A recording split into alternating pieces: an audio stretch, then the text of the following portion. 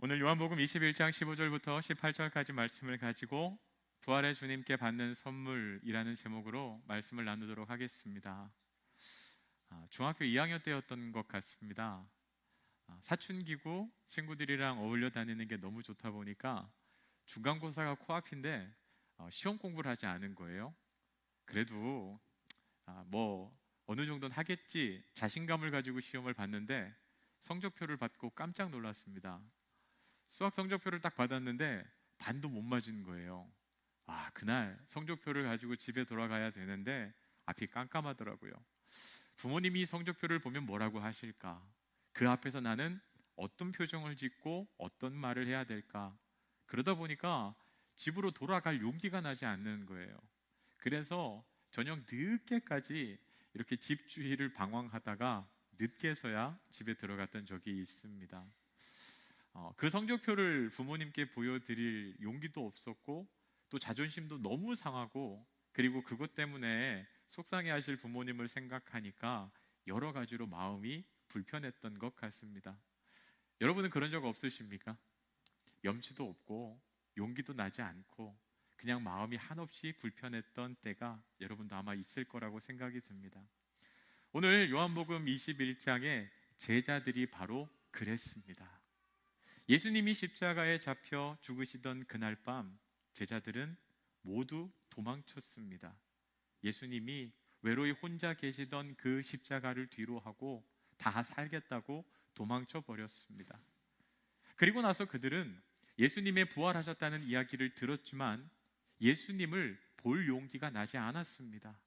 염치도 없고 그리고 자존심도 상하고 예수님의 얼굴을 만났을 때, 뵀을 때 무슨 말을 해야 할지, 어떤 표정을 지어야 할지 그들은 생각나지 않았겠죠. 그래서 그들은 예수님이 부활하신 예루살렘이 아니라 갈릴리로 돌아갑니다. 그들이 예수님을 만나기 전에 그물을 던지던 곳, 그들 삶의 원래 자리로 돌아갑니다. 그렇게 예수님을 보지 않고 그곳에서 이전 삶으로 돌아가면 이제는 평안하겠지, 별 문제 없겠지, 그들은 그렇게 생각했습니다. 그런데 오늘 성경 말씀 요한복음 21장을 읽다 보면 예수님을 떠나서 갈릴리에서 그물을 던지던 그들의 삶이 어떠했는지 이야기하고 있습니다. 그날 밤에 그들이 밤새도록 수고하였지만 그날 밤에 아무것도 잡지 못하였더니, 여러분, 예수님 떠난 인생, 그 인생은 아무리 수고하여도 아무것도 잡지 못하는 빈 그물을 맞이하게 되더라는 거죠. 여러분, 우리가 기억해야 할 것은 예수님을 떠나지 마시라는 겁니다. 내 힘으로 예수님을 떠나 아무리 잘 살려고 애써 봐도 결국 마주하게 되는 것은 빈 그물뿐이라는 사실입니다. 예수님의 제자들은 그 빈 그물 앞에서 절망했고 낙심했고 고통스러운 시간들을 보내고 있었습니다. 그런데 그날 예수님께서 제자들을 찾아오십니다. 그리고 오늘 말씀에 보면요, 그 제자들을 향하여서 예수님께서 세 가지 선물을 준비하시는 것을 우리는 발견하게 됩니다. 그렇다면 그 제자들을 위해서, 또한 오늘 살아가는 우리에게 예수님께서 준비하신 선물이 무엇인가? 첫 번째는요, 바로 밤새도록 수고한 제자들, 그로 인하여서 많이 허기가 지고 지친 제자들을 위하여서 아침 식사를 준비해 주시더라는 겁니다. 예수님께서 제자들에게 이렇게 말씀하십니다. 와서 조반을 먹으라. 여러분, 제자들이 밤새도록 수고하였으니, 중노동을 하였으니 얼마나 배가 고팠겠습니까? 그런데 아마 단순히 그것만은 아니었을 거예요. 지난 며칠간 제자들 삶에 일어났던 그 놀라운 일들, 감당하기 힘든 일들, 믿었던 예수님이 십자가에서 죽으시고 그들은 두려워 숨었습니다. 누구도 만날 수 없었습니다. 그러다 결국 갈릴리까지 100km 가까운 그 거리를 이동해서 이제는 갈릴리에서 도망자로서 그물을 던지고 있습니다. 여러분, 밥도 마음이 편해야 잘 넘어갑니다. 마음이 불편하면 아무리 맛있는 것을 먹어도 소화도 안 되고 모래알을 씹는 것 같죠. 아마 제자들은 요 며칠 동안 제대로 식사 한 끼 못했을 겁니다. 그로 인해서 많이 지치고 많이 힘들었을 거예요. 예수님께서는 그들의 그 사정을 아셨어요. 너희들이 많이 지쳤구나, 많이 힘들구나. 여러분, 그들을 위해서 예수님께서 숯불을 준비하십니다. 그냥 장작에 불을 붙인 게 아니라 장작을 가지고 숯을 만들어서 그 숯으로 떡을 구워 주시고 생선을 구워서 제자들에게 아침 식사를 대접해 주시더라는 겁니다. 여러분, 예수님께서는 우리에게 무엇이 필요한지 가장 잘 아시는 분이세요. 그냥 너무 힘든 시간을 보내고 있을 때 내 가장 가까운 친구가 밥 한 끼 먹자, 그래서 밥 한 끼 사주면서 아무 말 하지 않아도 그 한 끼의 식사가 나에게 위로가 되고 용기가 되는 경험들이 있으실 겁니다. 제가 첫 휴가를 나왔는데 어머니가 뭐하러 집에 바로 오냐, 저기 친구들 만나고 천천히 와, 이러시더라고요. 휴가가 그때 3박 4일밖에 되지 않았는데 저한테 서울에서 친구들 만나고 오라고 하셔서 친구들 만나고 한 3일째 되는 날 내려가셨어요. 그랬더니 식사를 잘 차려 놓으시고 저보고 먹으라고 하시더라고요. 그 밥 한 끼를 먹으면서 참 많은 위로와 힘이 났던 적이 있어요. 그런데 나중에 어머니가 그러시더라고요. 그때 어머니가 많이 아프셨대요. 심장 혈관 쪽에 문제가 생겨서 조금만 움직여도 정말 이렇게 심장이 멎을 수 있는 그런 위험한 상황이었어서 아들이 와도 밥을 다 해주실 수 없었던 거예요. 그래도 밥 한 끼는 먹여서 보내야겠다. 그래서 준비해 주셨던 그 밥, 여러분, 그 밥 한 끼가 제가 군대에서 힘든 시간을 이겨낼 수 있는 원동력이 되더라고요. 오늘 예수님께서 그 제자들의 사정을 아시고 그들의 허기진 몸과 영혼을 아시고 따뜻한 밥 한 끼를 준비해 주신 그 예수님의 마음이요. 여러분, 오늘 부활의 아침, 예수님께서는 여러분의 무엇이 필요한지 다 아세요. 여러분이 어디가 상했고 어디가 아프고 무엇 때문에 힘들어하는지 다 아세요. 그리고 부활의 아침에 여러분을 위하여서 정성스럽게 그 밥 한 끼를 대접해 주심으로 여러분의 피로를 채워주시고 용기를 주시고 회복시켜 주시는 은혜가 오늘 부활의 아침 우리 모두가 경험하게 되는, 받게 되는 선물인 줄 믿습니다. 두 번째, 예수님께서 제자들을 위해서 준비한 선물은요, 어떻게 보면 상처처럼 들릴 수 있는 질문이었습니다. 여러분, 아침밥을 먹는 그 제자들에게 예수님께서 이렇게 물으십니다. 특별히 베드로에게요. 요한의 아들 시몬아, 내가 나를 사랑하느냐? 여러분, 베드로가 이 질문에 어떻게 대답할 수가 없습니다. 사랑하긴 하는데 사랑한다고 대답할 수 없어요. 왜 그렇습니까? 내가 예수님 절대 떠나지 않겠습니다, 부인하지 않겠습니다 이야기해놓고 3번이나 예수님 모른다고 부인했잖아요. 심지어는 자기 살겠다고 예수님을 저주까지 했던 사람입니다. 그러니까 주님, 제가 주님 사랑합니다라고 얘기할 수 없는 거예요. 그래서 뭐라고 이야기합니까? 주님, 제가 주님을 얼마나 사랑하는지 주님은 아시지 않습니까? 여러분, 이 대답에는요 이런 의미가 담겨 있어요. 주님, 제가 주님 사랑해요. 정말 사랑해요. 그런데 제 연약함 때문에 예수님 십자가 달리실 그때 모른다고 부인했어요. 제 연약함 때문에 넘어진 건 맞지만 그래도 주님 사랑해요. 그 말 할 수 없을 만큼 비참하고 제가 바닥까지 떨어져 있는 건 알지만 그래도 제가 주님 사랑합니다. 그 고백을 했던 겁니다. 여러분, 근데 예수님께서 참 잔인하시죠? 그 잔인한 똑같은 질문을 3번이나 하십니다.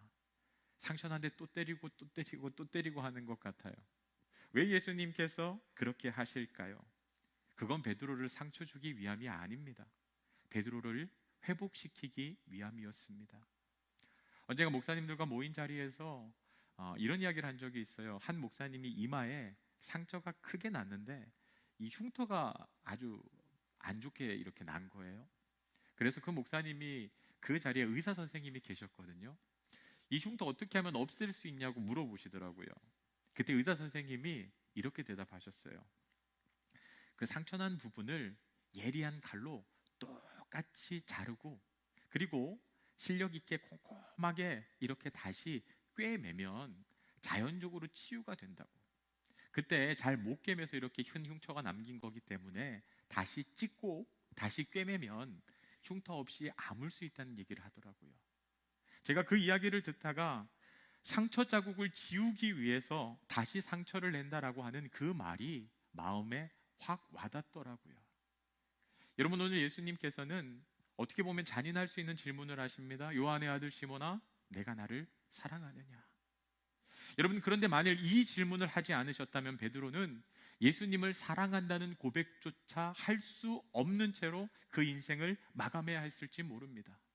그냥 예수님을 배신한 배반자로, 실패한 제자로 그의 인생은 끝났을지 몰라요. 그러나 오늘 예수님의 그 질문을 통해서 베드로가 뭐라고 고백합니까? 주님, 제가 주님을 사랑하는지 주님은 아시지 않습니까?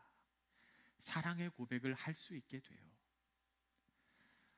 제가 목회를 하면서 장례를 많이 인도했었는데 그 부모님과 관계가 안 좋았던 자녀들이 있어요. 그러다 보면 장례식에 가서 정말 많이 울고 많이 슬퍼하는 자녀들을 만나게 됩니다. 왜냐하면 부모님 살아 계실 때 자기의 잘못도 사과하지 못하고 사랑한다는 말도 하지 못한 채 부모님을 떠나보내는 자녀들은 참 많이 힘들어합니다. 그런데 제가 그래서 그런 자녀들이 있을 때 꼭 해드리는 말씀이 있습니다. 부모님께 가서 용서 구하고 잘못했다고 하고 사랑한다고 꼭 말하라고, 떠나가시기 전에 꼭 그 얘기 하시라고. 여러분, 그 얘기를 하면요, 그 자녀들이 비록 장례라고 하는 그 슬픈 시간 속에서 또 위로를 받고 그 속에서 또 기뻐할 수가 있어요. 왜? 사랑한다는 말을 했기 때문에. 그 말을 하고 안 하고가 너무나도 중요합니다. 그 한마디 하지 못한 것 때문에 자녀로서 남은 평생을 죄책감과 그 미안함 가운데 고통 속에 보내야 하는 자녀들이 있어요. 오늘 예수님께서는요, 그 베드로를 위해서 찾아오셔서 사랑할 수 있는, 고백할 수 있는 기회를 주시는 거예요. 여러분, 우리의 고백이 우리의 존재를 결정해요. 그 고백을 통해서 우리의 존재가 누구인지가 결정되어지는 겁니다. 부활의 아침, 예수님께서는 저와 여러분에게 동일하게 물으실 겁니다. 요한의 아들 시몬아, 내가 나를 사랑하느냐? 저에게는 태호야, 네가 나를 사랑하느냐 물으실 거예요. 그것이 우리의 과거의 치부를, 그 넘어짐을 질책하기 위함이 아니라 우리에게 사랑할 수 있도록 기회를 주시는 예수님의 그 사랑이라는 사실을 기억하시기를 바랍니다. 그리고 주님께, 주님, 저 연약하지만 이것밖에 안 되지만 그래도 저 주님 사랑합니다라고 고백할 수 있는 저 여러분 되시기를 주님의 이름으로 축복합니다. 마지막 예수님께서 제자들에게 주셨던 세 번째 선물은요, 사명입니다. 사명. 여러분, 베드로가 제가 주님을 사랑합니다라고 고백했을 때 예수님께서 베드로에게 뭐라고 말씀하시냐 하면, 내 어린 양을 먹이라, 내 양을 치라, 내 양을 먹이라. 사명을 주세요. 여러분, 예수님께서 베드로를 처음 만났을 때 뭐라고 하셨는지 기억하십니까? 마태복음 4장 19절 말씀을 보면, 말씀하시되 나를 따라오라, 내가 너희를 사람을 낚는 어부가 되게 하리라 라고 말씀하셨어요. 사람을 낚는 어부, 복음을 증거하고 생명을 구원하고 정말 그 전도하는 사명을 베드로에게 주셨습니다. 그런데 그 사명과 상관없이 지금은 갈릴리 호숫가에서 그물을 던지고 있어요. 거기가 네 있을 자리 아니야. 내 양을 먹여, 내 양을 쳐, 내 양을 먹여라고 예수님께서는 다시금 사명을 그에게 주시더라는 겁니다. 여러분, 사람을 낚는 어부가 되라는 이 명령과 내 양을 치라는 이 명령은 같은 의미가 있습니다. 땅 끝까지 복음을 전하고 내 증인이 되라고 하는 이 말씀과 동일한 뜻을 가지고 있어요. 여러분, 중요한 일을 신뢰하지 않는 사람에게 맡기지 않습니다. 중요한 일은요, 꼭 신뢰하는 사람에게 맡깁니다. 교회 장로님들 아무나 세우지 않죠. 목사님이 신뢰하는 분들, 하나님 앞에 충성되이 사역할 수 있는 분들을 세우죠. 권사님들 한 분 한 분 세울 때마다 기도하면서 고민하면서 권사로서 세웁니다. 왜냐하면 중요한 역할을 맡아야 하기 때문에 그렇습니다. 오늘 예수님께서 그 사명을 주신다는 것은 내가 너를 신뢰한다는 뜻이고, 너가 그 일을 능히 감당할 수 있음을 믿고 계신다는 의미입니다. 오늘 여러분에게 예수님께서 동일한 사명을 주시는 줄 믿습니다. 내 양을 먹이라, 내 양을 치라, 내 양을 먹이라. 부활의 증인으로 이 땅을 살아가며 생명을 살리고 구원을 이루는 일들을 감당하기 원하시는 그 예수님의 사명을 아멘으로 받으셨으면 좋겠습니다. 제가 새가족 사역을 꽤 오래 했었는데, 만나교회에서 새가족 상담을 하다 보면 전에 교회에서 상처받고 그 만나교회 오시는 성도님들이 참 많았습니다. 목사님한테 상처받고, 사역하다가 상처받고, 또 공동체에서 상처받고, 이런저런 일들 때문에 상처받는 분들이 많은데, 그분들이 꼭 하는 얘기가 있어요. 목사님, 제가 상처가 많아서 그런데 당분간은 저한테 어떤 것도 시키지 마세요. 저는 그냥 예배만 드릴게요. 그냥 예배 드리고 은혜 받고 회복할 수 있도록 그냥 저 좀 가만히 두세요 라고 그렇게 부탁을 하십니다.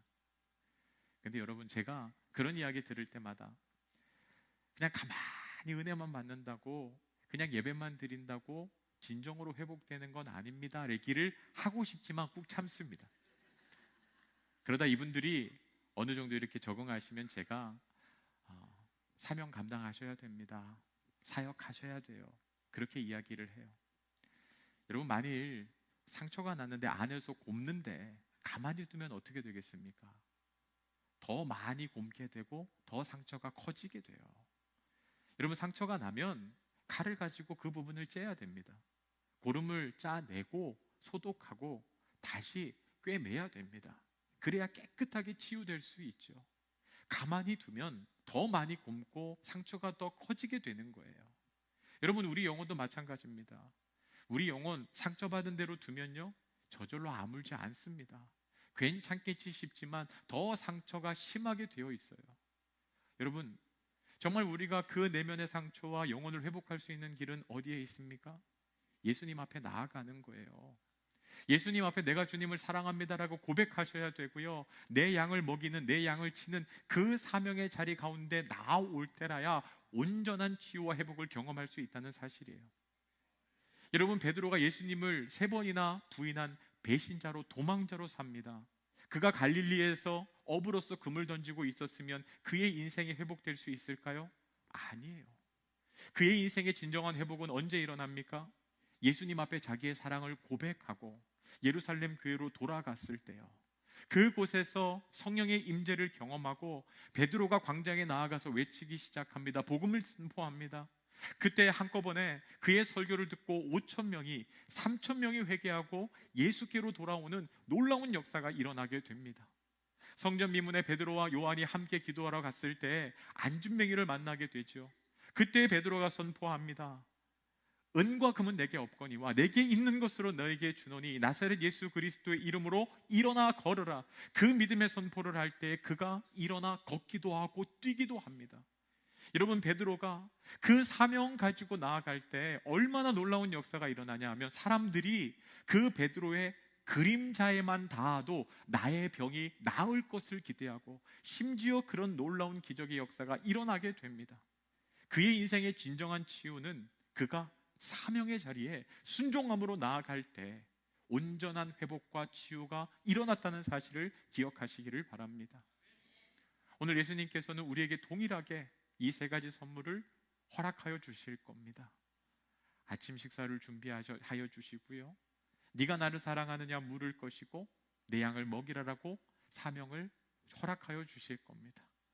여러분, 그 속에서 주님과 동행하면서 내가 주님을 사랑합니다, 내가 이 사명을 감당하겠습니다, 나에게는 너무나도 무거워 보이고 나에게는 자격이 없어 보이는 것이라고 할지라도 내가 사명 감당하여 순종하는 자리로 나아가겠습니다, 이렇게 순종할 때 여러분의 삶에 부활의 주님이 주시는 선물로 인하여서 온전한 회복과 치유가 경험되어지는 복된 주일이 될 줄 믿습니다.